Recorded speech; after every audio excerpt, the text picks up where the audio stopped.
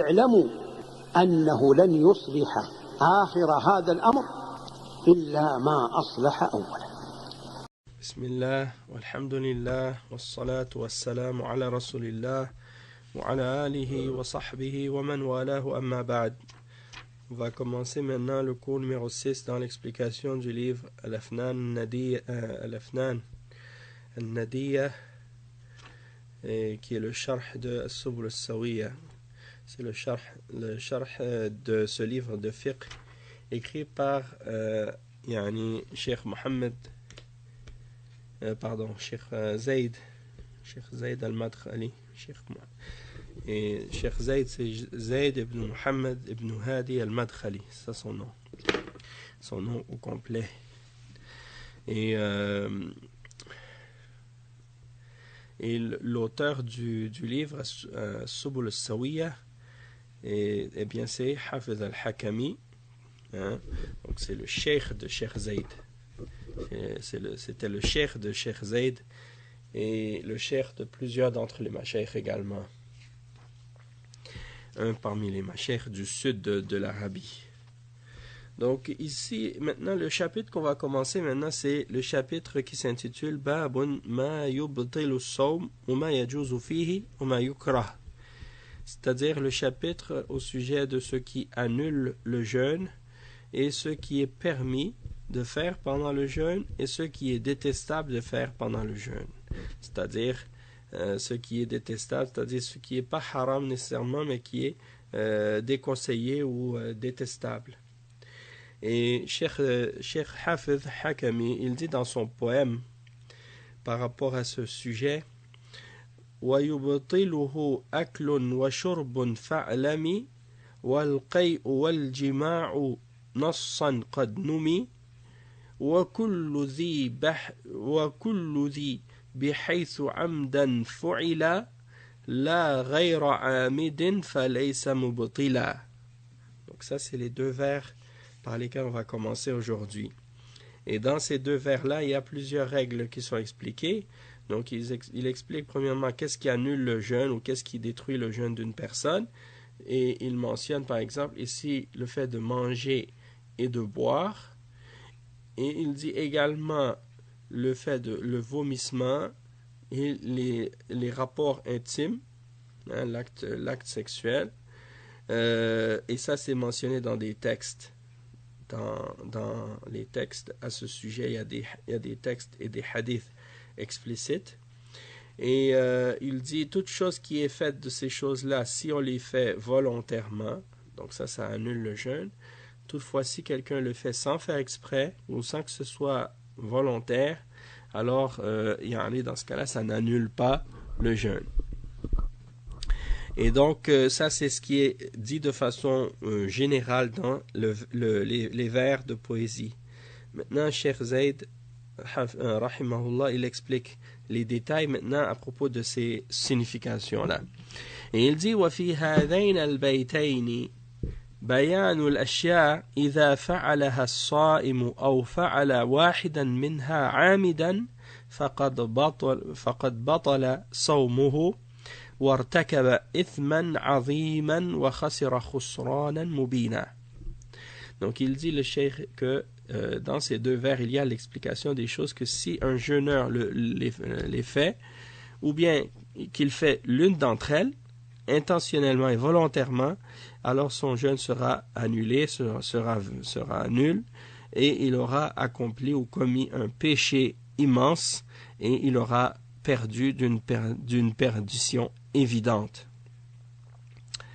ou bien d'une perte évidente. Ici il dit al-awwal wa al-thani al-aklu wa al-shurbu amdan bi khilaf man akala aw shariba nasiyan aw mukhti'an aw mukrahan فإنه لا قضاء عليه ولا إثم عليه ولا كفارة إذ لا اختيار له في ذلك وذلك لثلاثة أدلة. الدليل الأول ما ثبت عن أبي هريرة رضي الله عنه أن النبي صلى الله عليه وسلم قال من نسي وهو صائم فأكل أو شرب فليتم صومه فإنما أطعمه الله وسقاه والدليل الثاني ما جاء عن أبي هريرة رضي الله عنه أيضا أن النبي صلى الله عليه وسلم قال من أفطر في رمضان ناسيا فلا قضاء عليه ولا كفارة. نعم. والدليل الثالث ما جاء عن ابن عباس رضي الله عنهما أن النبي صلى الله عليه وسلم قال إن الله وضع عن أمتي الخطأ والنسيان وما استكرهوا عليه. فهذه النصوص تدل على أن الأكل والشرب لا يبطل بهما أو بأحدهما الصوم إلا إذا كان على سبيل العمد والاختيار، بخلاف النسيان والخطأ والإكراه فإن الصوم لا يبطل عن طريقها. Donc ça c'est un point important. Il dit que les deux premières choses qui sont mentionnées, c'est le fait de manger et de boire intentionnellement et volontairement, et il explique que ces deux choses-là, c'est ce qui annule le jeûne. C'est ce qui annule le jeûne. Il dit contrairement à la personne qui mange ou qui boit par oubli ou par erreur ou bien par contrainte, on l'a forcé. Donc il dit parce que dans ce cas-là, donc si c'est par oubli, par erreur ou par contrainte, eh bien il n'y aura pas de joie à reprendre, il n'y aura pas de péché commis et il n'y aura pas d'expiation non plus à payer pour ça. Parce que la personne ne l'a pas fait de son plein gré, de son propre choix. Et il y a trois preuves que le cheikh a mentionnées qui supportent ce principe-là. La première preuve que le cheikh a mentionné, c'est un hadith qui est connu, qui est rapporté par Al-Bukhari et Muslim, qui est authentique donc, et qui est rapporté sur Abi Huraira radiyallahu anhu. Et dans ce hadith, le prophète sallallahu alayhi wa sallam, il dit que quiconque a oublié, c'est-à-dire qu'il était en train de jeûner, et il a oublié qu'il était en train de jeûner alors qu'il mange et il boit, alors qu'il complète son jeûne, car c'est seulement Allah qui l'a nourri et qui l'a abreuvé. Donc ça, c'est la preuve que si quelqu'un, par exemple, il est en train de jeûner, mais il a oublié un instant que il a oublié qu'il était en train de jeûner et que par accident ou par oubli comme ça, il prend une gorgée d'eau ou il boit quelque chose ou il mange quelque chose et que par la suite il se rappelle subhanallah, j'avais oublié que j'étais en train de jeûner. Eh bien, dans ce cas-là, qu'est-ce qu'il fait? Il continue son jeûne normalement et il n'a pas de réparation à faire ou de jour à reprendre et il n'a pas commis de péché non plus parce que c'est Allah qui lui a permis de manger. C'est dans le sens que c'est Allah qui lui a donné ça à manger ou à boire, dans le sens que Allah a voulu le nourrir ou le boire sans qu'il ne s'en aperçoive lui-même. C'est-à-dire lui-même il a oublié ça, il avait oublié qu'il jeûnait. Donc il n'a pas commis de péché. C'est Allah qui a voulu ça. Et ça, c'est d'une certaine façon, c'est comme si pour dire que c'est le qadar. C'est le qadar. Allah il avait prédestiné que la personne allait manger. Et pourquoi elle peut utiliser le qadar ici comme argument? C'est parce qu'elle n'a pas fait ça volontairement. Elle n'a pas fait exprès. Toutefois, si la personne avait fait ça exprès, elle ne pouvait pas utiliser le qadar comme excuse à ce moment-là. Si on revient sur nos cours sur la aqida, eh bien ça nous ramène à cette compréhension-là en même temps. Le point numéro 2 ou la preuve numéro 2, c'est rapporté encore une fois selon Abi Huraira radiyallahu anhu, et le hadith il est rapporté par Al-Hakim dans son livre Al-Mustadrak et également par Ad-Daraqutni dans As-Sunan, et il a été déclaré comme étant Hassan par Sheikh Al-Albani dans Sahih Al-Jami', le hadith 6070. Et dans ce hadith, le prophète sallallahu alayhi wa sallam, il dit ce qui signifie quiconque a rompu son jeûne du Ramadan par oubli, alors il n'a pas de réparation à faire ou de joie à reprendre. Il n'a pas d'expiation, il n'a pas de joie à reprendre, il n'a pas d'expiation à payer. Donc ça c'est par rapport à l'oubli, encore une fois. Et le troisième dalil qui est rapporté par le cheikh maintenant, c'est un autre hadith qui est rapporté selon Ibn Majah, ou bien plutôt selon Ibn Abbas, mais par l'imam Ibn Majah dans son Sunan. Et c'est Sheikh Al-Albani qui l'a authentifié maintenant. Il l'a déclaré sahih dans Sahih Al-Jami', le hadith 1886. 1886, 1836, le hadith 1836 dans Sahih al-Jami'. Et le hadith, qu'est-ce qu'il dit? Il dit que, Abdullah ibn Abbas, il dit que le prophète sallallahu alayhi wa sallam a dit, certes, Allah a retiré de cette umma l'erreur, ce qu'elle a fait par erreur, ou par oubli, ou par contrainte, sous la contrainte. C'est-à-dire que c'est comme si en voulant dire que Allah subhanahu wa ta'ala, il ne va pas tenir compte des choses que les musulmans ont fait, qui sont des péchés ou qui sont haram, lorsque ces choses-là ont été faites par erreur ou par oubli ou parce qu'elles ont été faites sous la contrainte. Donc dans des cas comme ça, c'est comme si en voulant dire qu'il n'y a pas de péché dans ce cas-là et il n'y a pas de faute dans ce cas-là, puisque ce ne sont pas des choses qui ont été faites de façon volontaire. De façon volontaire. Naam. Maintenant, le cheikh il dit وَالشَّيْءُ الثَّالِث مِنَ الْمُفْتِرَاتِ الْقَيْء فَمَنْ غَلَبَهُ الْقَيْء وهو صائم في أي وقت من نهاره فيجب عليه أن يستمر في صومه ولا قضاء عليه ولا كفارة لأنه لا اختيار له في ذلك بخلاف من استقى عامدا فإن عليه الإثم والقضاء إذا كان لغير حاجة وعليه القضاء فقط إذا فعله لحاجة وذلك لما جاء عن أبي هريرة رضي الله عنه أن النبي صلى الله عليه وسلم قال من ذرعه القي فليس عليه قضاء ومن استقى عمدا فليقضي. Donc ici la troisième chose qui est mentionnée dans les vers de poésie par le Cheikh Hafid Hakami, c'est parmi les choses qui annulent le jeûne ou qui brisent le jeûne, qui rompent le jeûne, c'est le fait de vomir. Et il explique ici que c'est lorsque quelqu'un se fait vomir volontairement. Parce qu'il dit si quelqu'un il vomit sans le vouloir, c'est-à-dire c'est quelque chose qui sort, sans qu'il ait causé ça lui-même, eh bien dans ce cas-là, si ça se produit pendant la journée, eh bien il continue son jeûne normalement et il n'y a pas de reprise de jour à faire pour lui, il n'a pas à reprendre le jour et il n'a pas non plus d'expiation à payer non plus pour ça, puisqu'il n'a pas choisi cela. C'est pas quelque chose qu'il a fait volontairement, c'est quelque chose qui est arrivé sans que ce soit dans son contrôle. Contrairement à la personne qui se force à vomir volontairement, alors dans ce cas-là, elle commet un péché et elle doit refaire le jour qu'elle a manqué. Elle doit reprendre le jour qu'elle a manqué après le Ramadan. Et ça, c'est lorsque la personne elle se fait vomir sans qu'il y ait un besoin ou une raison valable. Il dit toutefois, si par exemple quelqu'un se fait vomir parce qu'elle a un besoin, elle n'a pas de péché dans ce cas-là. Elle n'a pas de péché, sauf qu'elle doit quand même reprendre le jour manqué, quand il y a un besoin.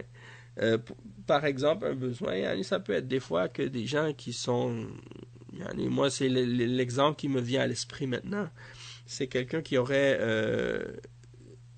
la nausée ou qui aurait mal au cœur ou qui aurait quelque chose qui le dérange dans l'estomac puis qu'il veut faire sortir ça pour se sentir mieux parce qu'il n'est pas bien à cause de ça. Eh bien ça pourrait peut-être être un besoin par exemple. Ou si par exemple quelqu'un il a avalé quelque chose qui est dangereux et qu'il ne devait pas avaler puis qu'il se force à le faire sortir parce qu'il ne veut pas avaler cette chose-là. Donc ça peut être un autre exemple. Et il cite le hadith qui est rapporté selon Abi Hurayra radiyallahu anhu. Et ce hadith-là, il est rapporté par Abu Daoud, At-Tirmidhi, Ibn Majah et Cheikh Al-Albani l'a déclaré sahih dans son livre Sahih al-Jami', le hadith 6243. Et qu'est-ce qu'il dit ce hadith? Il dit quiconque a vomi sans que ce soit volontaire, eh bien il n'a pas à reprendre ce jour-là. Celui qui doit reprendre le jeûne, c'est celui qui se fait vomir volontairement. C'est lui qui doit reprendre le jour manqué. Ça, c'est le hadith qui mentionne cela. Ensuite, le point numéro 4, dans les points qui sont mentionnés dans ces vers, le cheikh il mentionne ici الشيء الرابع الجماع وفعله مبطل للصوم في نهار رمضان لما ثبت عن أبي هريرة رضي الله عنه قال جاء رجل إلى النبي صلى الله عليه وسلم فقال يا رسول الله هلكت قال وما أهلكك قال وقعت على امرأتي في رمضان قال وهل تستطيع أن تعتق رقبة قال لا قال فهل تستطيع أن تصوم شهرين متتابعين قال لا قال فهل تستطيع أن تطعم 60 مسكينا قال لا قال اجلس فجلس فأتي النبي صلى الله عليه وسلم بعرق المتكمل الضخم المكتل الضخم يعني قال فتصدق به قال ما بين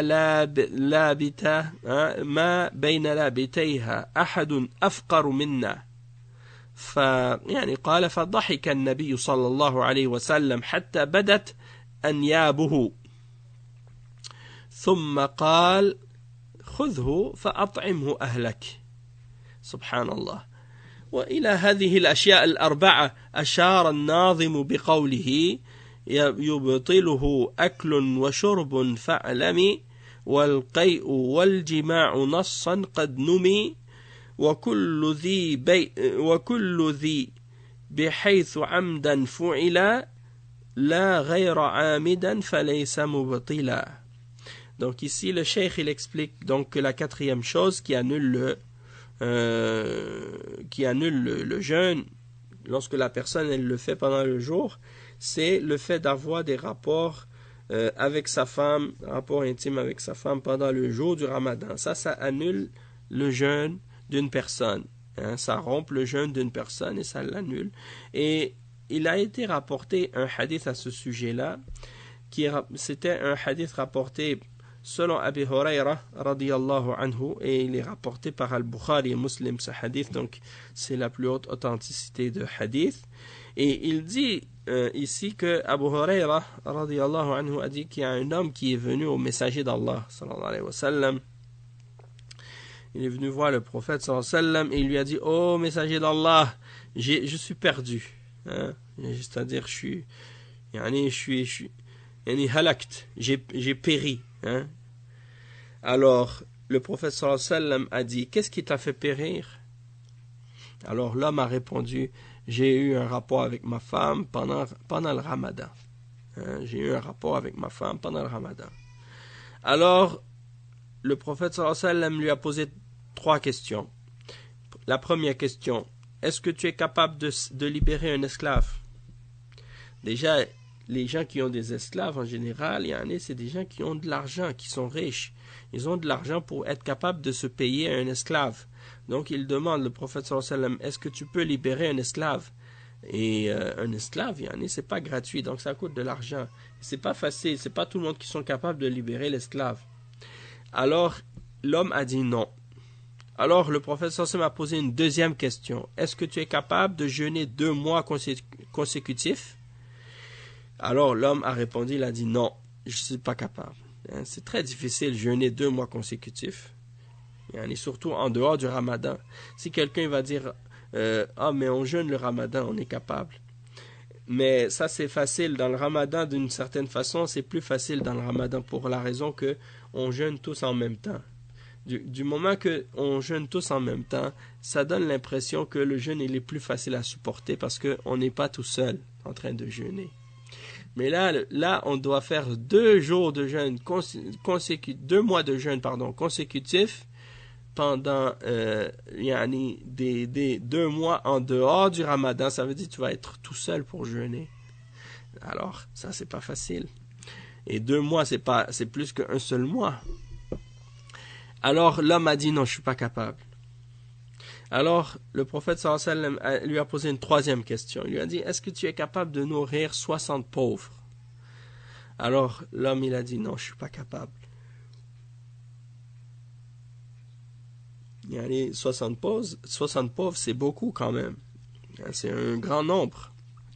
Alors, il a dit, non, je suis pas capable. Alors, le prophète sallallahu alayhi wa sallam lui a dit, reste assis, assis-toi.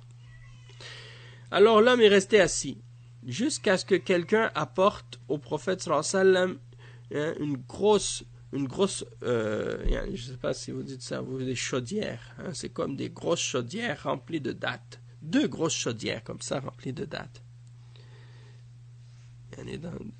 Bon, ici, on dit qu'il lui a amené une grosse quantité.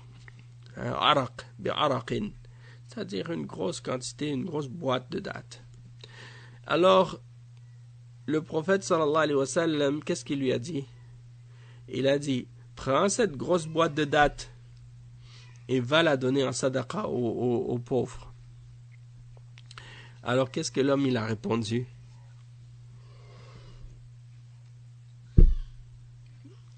Pardon. L'homme il a répondu, qu'est-ce qu'il a dit? Il a dit, ô messager d'Allah, il n'y a personne ici qui est plus pauvre que moi. Il n'y a personne ici à Médine qui est plus pauvre que moi. En voulant dire, tu veux que j'aille donner cette nourriture-là à des gens qui sont pauvres. Mais il n'y a personne plus pauvre que moi, alors à qui je vais le donner?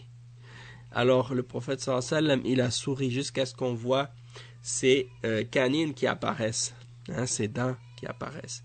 Et le prophète sallallahu alayhi wa sallam, c'est comme ça qu'il riait. Quand il riait, il souriait seulement. Et on voyait apparaître ses dents, ses canines. Et des fois, on voyait ses molaires même. Ça, c'est quand il souriait beaucoup. Et donc, il a dit ici, alors prends-le et nourris ta famille avec. Alors, prends cette boîte de dattes et nourris ta famille avec. Donc, c'est-à-dire qu'il n'a aucune expiation à donner. Pourquoi? Parce qu'il n'a pas les moyens, il n'a pas d'argent, il n'a rien. Donc, ça, c'est le cas de la personne qui n'a plus rien, qui n'a rien à donner parce qu'elle n'a rien. Mais la personne qui en a, elle doit donner ça pour expier son péché. Ensuite, donc, le cheikh, il dit, c'est ça que Hafiz al-Hakami a voulu clarifier lorsqu'il a mentionné ces 4 choses-là dans les vers. Donc, maintenant, on passe à 4 autres vers. Donc, ici, le cheikh, il explique maintenant, il dit, وَفِي الْجِمَاعِ عَامِدًا قَدْ وَجَبَا كَفَّارَةٌ مِثْلُ الظِّهَارِ رُتِّبًا عِتْقٌ فَصَوْمُهُ لِشَهْرَيْنِ وَلَا إطعامه 60 مسكينا تلا. Et ici, il explique donc que pour ce qui est du péché d'avoir rompu le jeûne du Ramadan par le fait d'avoir eu un acte, d'avoir fait un acte sexuel ou d'avoir rempli, d'avoir fait un rapport intime avec notre épouse pendant le Ramadan, pendant la journée, il y a une expiation spéciale qui a été mentionnée à propos de ce cas-là, qui est obligatoire, et elles sont dans le même ordre que ce qu'on appelle en arabe al-dhihar. Al-dhihar, c'est-à-dire, comme Allah subhanahu wa ta'ala le mentionne dans Surat al-Mujadala. Al-Mujadala, au début, Allah subhanahu wa ta'ala, dans cette Surat al-Mujadala, il mentionne le cas d'un homme qui a fait al-dhihar, c'est-à-dire qui a dit à sa femme, tu es comme le dos de ma mère pour moi.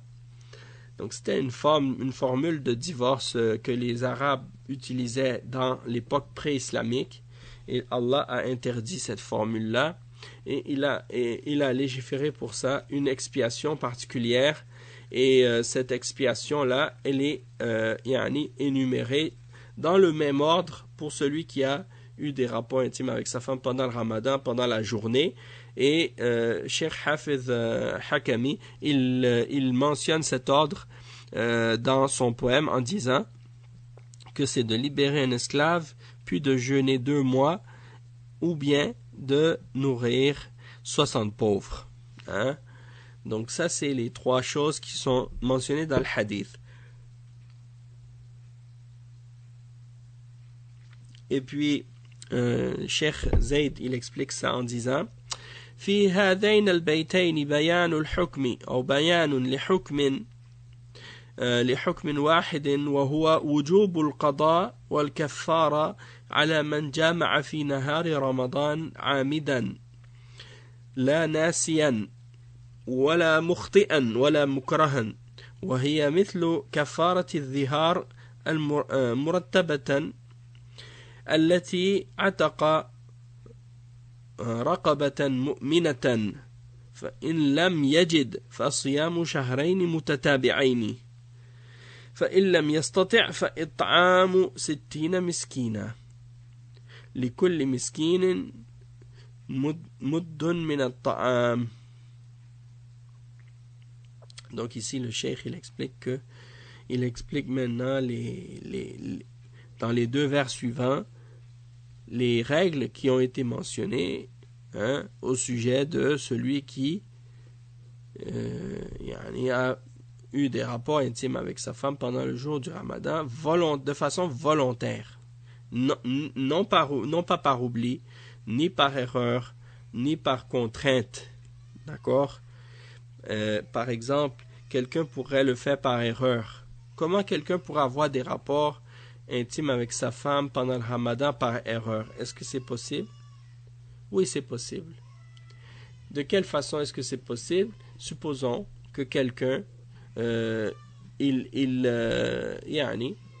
est avec son épouse et il ne voit pas il ne sait pas que l'aube s'est levée, soit parce que il n'a pas la bonne heure, ou bien soit que il avait fermé les rideaux ou des choses comme ça. Il s'imagine que il avait mal regardé l'heure, il a pensé qu'il lui restait suffisamment de temps, alors il a dit bon, étant donné que j'ai le temps de faire ça.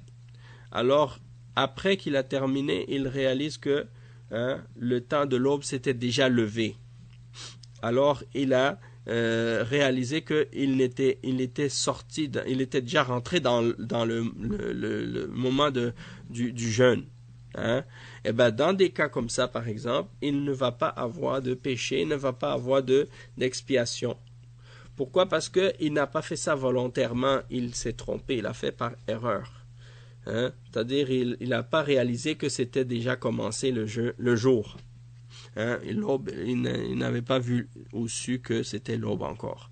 Donc ça, c'est un exemple de cas qui pourrait se produire pour certaines personnes et qui pourrait arriver par erreur. Ça se peut, des choses comme ça. Et il peut y avoir d'autres cas également, que ce soit par exemple dans le cas contraire, il y a quelqu'un qui pensait que le Maghreb était venu, puis que finalement le Maghreb il n'était pas encore rentré. Donc ça peut être un exemple. Puis peut-être qu'il peut y avoir aussi d'autres cas, mais bon, Allahu a'lam. Ensuite, qu'est-ce qu'il explique? Le cheikh, il dit donc que si la personne elle a donc commis ce péché-là, elle a une expiation spéciale à payer, et c'est dans l'ordre qu'on a mentionné, soit de libérer un esclave croyant, soit de faire 2 mois de jeûne consécutif, de jeûner 2 mois de jeûne consécutif. Et si la personne n'est pas capable de faire ça, alors elle doit nourrir 60 pauvres, et elle doit donner à chaque pauvre la quantité qui équivaut à une moud de nourriture. Et c'est quoi une moud de nourriture? Eh bien, une moud, c'est un quart d'une sa', un quart d'une sa'. As-sa' al-nabawi, as-sa', celle qui est la mesure d'un volume qu'on appelle as-sa', qui était utilisé à l'époque du prophète sallallahu alayhi wa sallam, et c'est par cette mesure-là qu'on détermine aussi zakatul fitr, à la fin du Ramadan. C'est une sa' qu'on doit donner. Et as-sa', les ulama, ils ont dit c'est 4 mouds. Et al-mud, elle est approximativement équivalente à ce que contiennent deux mains lorsqu'elles sont collées l'une à côté de l'autre. Hein? C'est le contenu de ces deux mains-là, c'est qu'est-ce qu'on appelle en arabe une mud. D'accord? Donc la quantité qui peut rentrer dans ces deux mains quand elles sont collées ensemble, c'est une mud. Donc c'est cette quantité-là que la personne doit donner comme nourriture pour 60 personnes. Et ça, c'est l'expiation pour avoir commis ce péché-là. Et il dit que la preuve de ça, c'est tel que c'est mentionné dans le hadith de Abi Huraira radiyallahu anhu et dans le verset de Al-Mujadala. Donc le cheikh il dit وَالدَّلِيلُ عَلَى هَذَا الترتيب حديث أبي هريرة رضي الله عنه المتقدم وكذا آية الظهار وهي قوله تعالى والذين يظاهرون من نسائهم ثم يعودون لما قالوا فتحرير رقبة من قبل أن يتماسا ذلكم توعظون به والله بما تعملون خبير فمن لم يجد فصيام شهرين متتابعين من قبل أن يتماسا فمن لم يستطع فإطعام 60 مسكينا ذلك لتؤمنوا بالله ورسوله وتلك حدود الله وللكافرين عذاب أليم. Donc le cheikh il dit ici que donc dans le hadith d'Abi Huraira et dans le verset dans surat Al-Mujadala, le verset 3, 4 et 5, dans ces versets-là, il y a l'ordre dans lequel la personne doit faire cette expiation-là.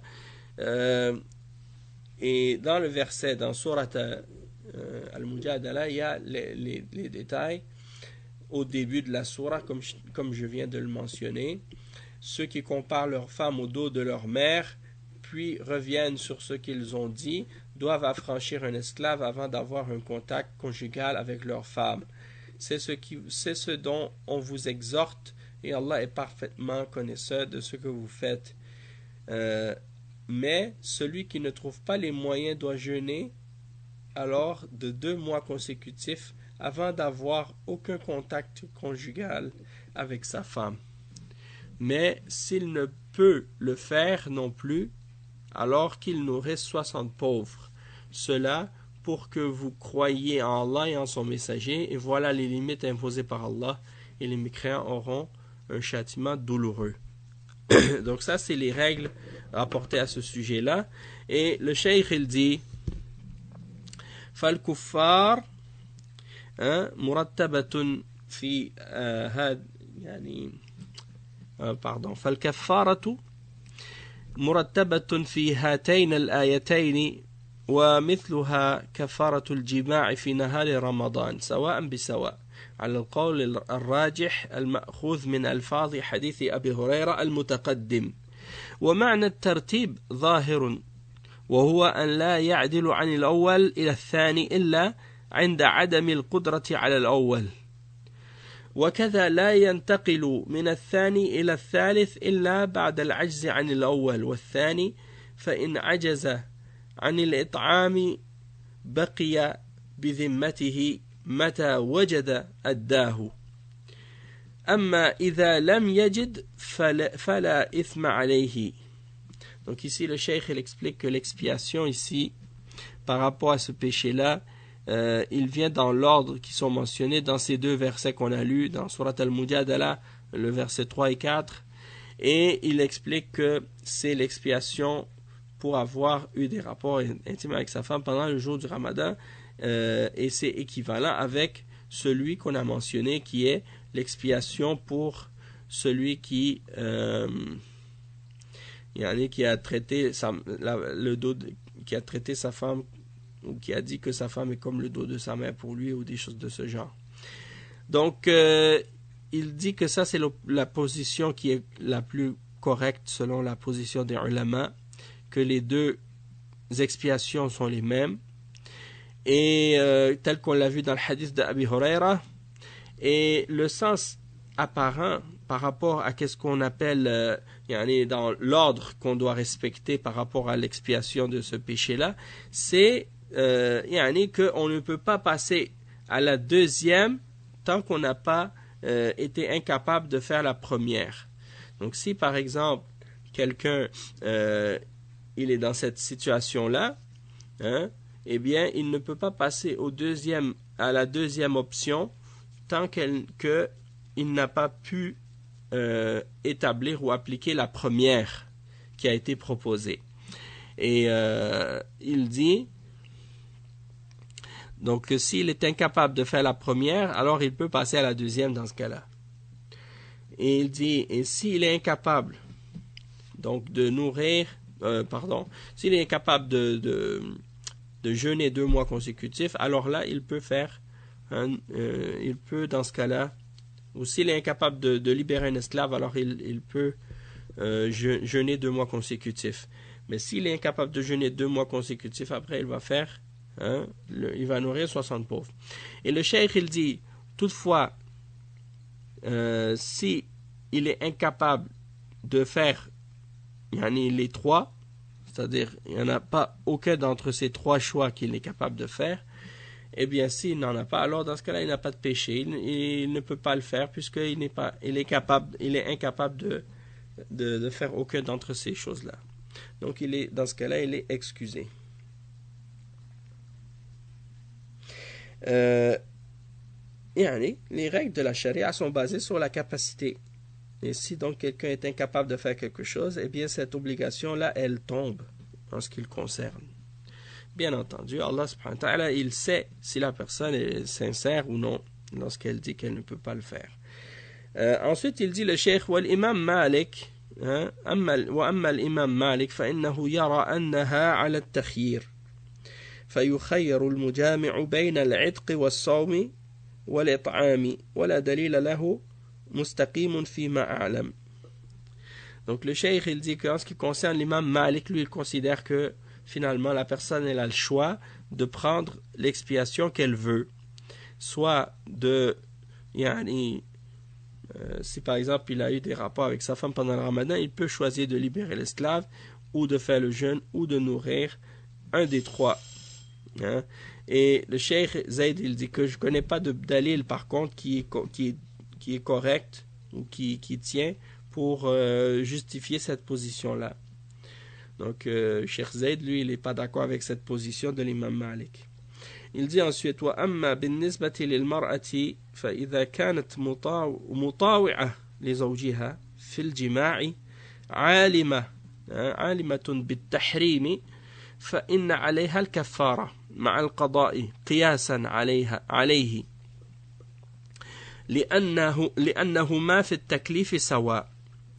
قال بذلك كثير من أهل العلم منهم الحنفية والمالكية، وأما الشافعي فإنه يرى عدم الكفارة عليها بحجة أن الرسول صلى الله عليه وسلم لم يأمرها في حديث أبي هريرة، والذي يظهر لي وجوب القضاء عليها والكفارة من مالها لاستواء الرجل والمرأة في هذه العبادة واحترام زمانها والله أعلم. Donc le cheikh il explique qu'en ce qui concerne la femme elle, est-ce qu'elle doit elle aussi faire cette expiation là lorsque son mari a eu des rapports intimes avec elle pendant le ramadan, ou c'est seulement pour le mari qui doit expier ce péché là de cette façon. Et le cheikh il explique que en ce qui concerne la femme, si elle était volontaire de faire les actes intimes avec son mari, alors dans ce cas-là, oui.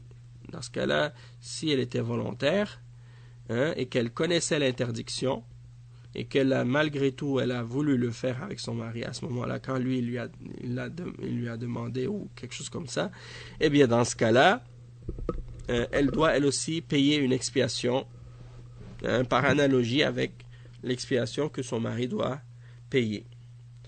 Il dit toutefois, ça c'est cette position-là, c'est la position de plusieurs d'entre les hommes de science. Parmi eux, on trouve les savants du madhab al-Hanafi et du madhab al-Maliki qui ont cette position. Donc eux ils disent la femme, oui, si elle était volontaire, elle doit expier elle aussi. Toutefois, l'imam Shafi'i, lui, il considère que il n'y a pas d'expiation pour la femme.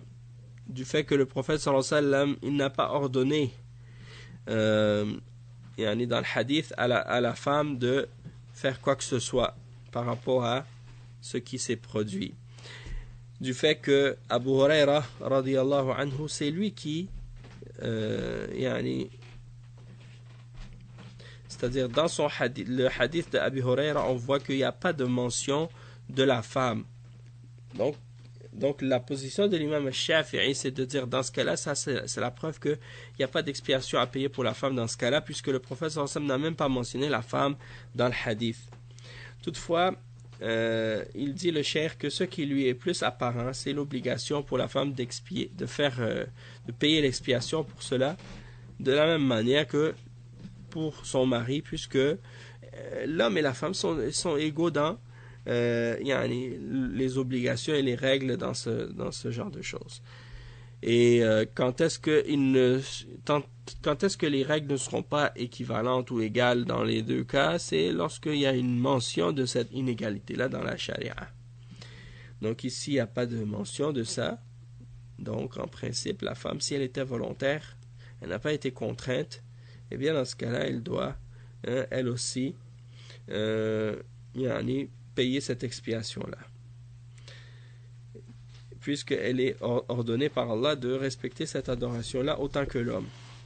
Wallahu ta'ala a'lam.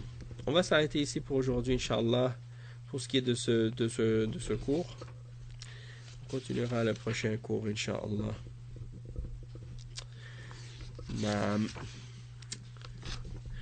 Donc,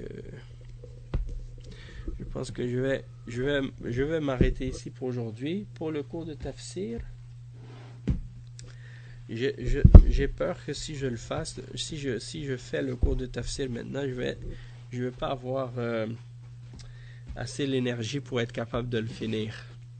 Parce que j'ai comme l'impression que quand je commence à faire le dars, je ne sais pas si c'est à cause du jeûne ou quoi, mais j'ai l'impression que j'ai une fatigue qui m'écrase là quand je commence. Donc j'arrive pas à me concentrer à 100% comme d'habitude. Donc je pense que je vais être obligé de faire stopper ça pour l'instant pour aujourd'hui. Et puis demain, Inch'Allah, je vais voir, peut-être que je vais changer l'horaire des cours, peut-être je pourrais le faire à un autre moment. Si je peux trouver un autre moment, mais ça semblerait être un petit peu compliqué sinon, à un moment où j'aurai plus d'énergie dans la journée, peut-être, je sais pas, on va voir, parce que là, ici, c'est le moment juste un petit peu avant l'iftar, donc des fois, c'est un petit peu fatigant, là, à ce moment-là. Ala kulli hal, on demande à Allah subhanahu wa ta'ala d'accepter cela de nous donner la sincérité, et puis d'accepter notre jeûne et nos bonnes œuvres. Barakallahu fikum wa jazakumullahu khairan. Wassalamu alaikum wa rahmatullahi wa barakatuh. Wassalamu alaikum wa rahmatullahi wa barakatuh.